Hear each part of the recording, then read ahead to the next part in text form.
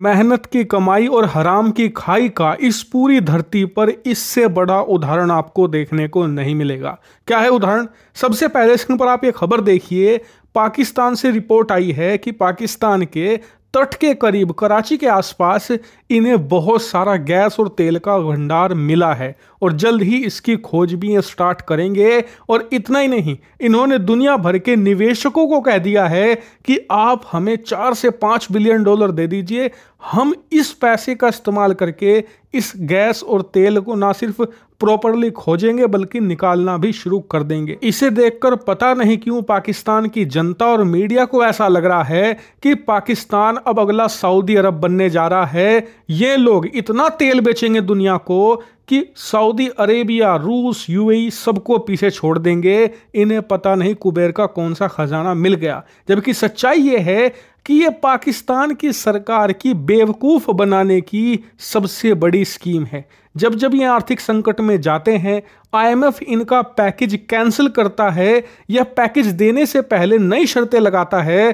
तो इससे पाकिस्तान की अर्थव्यवस्था डोलने लगती है। तो ऐसे में आम जनता को ख्वाब दिखाया जाता है और हर 2 साल में ये हो रहा है। चाहे तो आप रिकॉर्ड उठाकर देख लीजिए, हर 2 साल में पाकिस्तान की सरकार, चाहे वो इमरान खान की हो या शहबाज की, कहती आई है कि हमें तेल मिल गया। कभी बलूचिस्तान में, कभी खैबर पख्तूनख्वा में, कभी कराची के पास, लेकिन मिलता क्या है?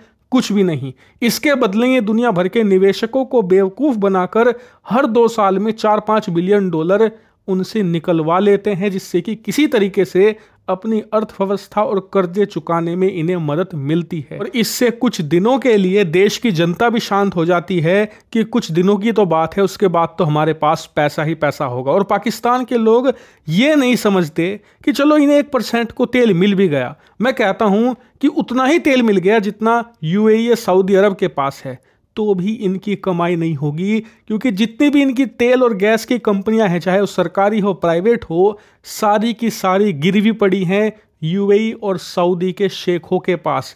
सब में करीबन किसी में 60% तो किसी में 70% हिस्सेदारी है सऊदी के इन शेखों की। तो ऐसे में अगर ये तेल निकाल भी लेते हैं ना, 1% कह रहा हूं, तो उसमें से 60-70% कमाई तो सऊदी के शेख ले जाएंगे बिना कुछ काम किए। इनके हिस्से आएगी 20-25%, उसमें से आधी सेना के जनरल खा जाएंगे, आधी पॉलिटिशियन। इनके हाथ तो कुछ लगने ही नहीं वाला।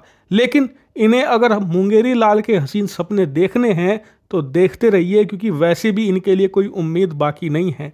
लेकिन इससे आपको पता चलता है कि हराम की खाई क्या होता है। अब बात करते हैं मेहनत की कमाई की। आप अपनी स्क्रीन पर ये दूसरी खबर देखिए।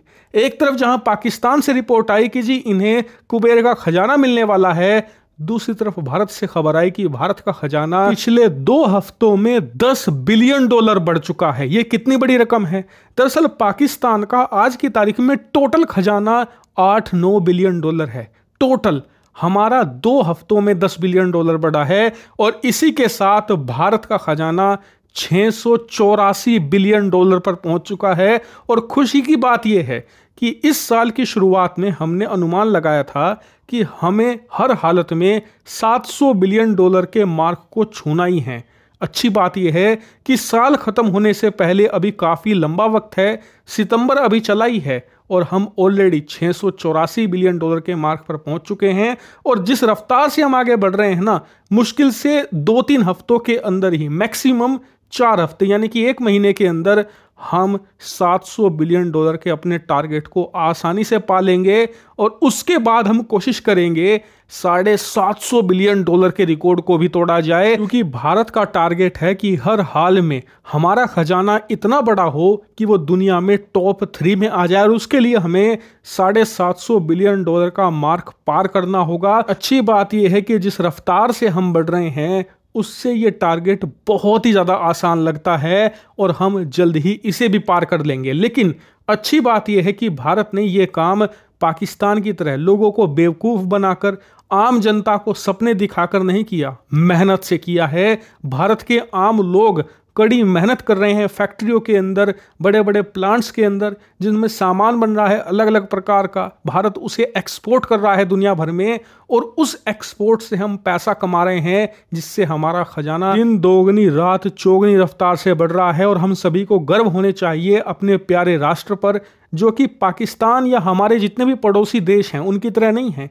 हमारा कोई भी पड़ोसी देश उठाकर देख लीजिए, सारे के सारे स्कैमर हैं और सब बेवकूफ बनाने के मास्टर हैं। किसी भी तरीके से पैसा कमाना चाहते हैं लेकिन मेहनत नहीं करना चाहते। इसीलिए सबको ईमानदारी से भारत से सीख लेनी चाहिए।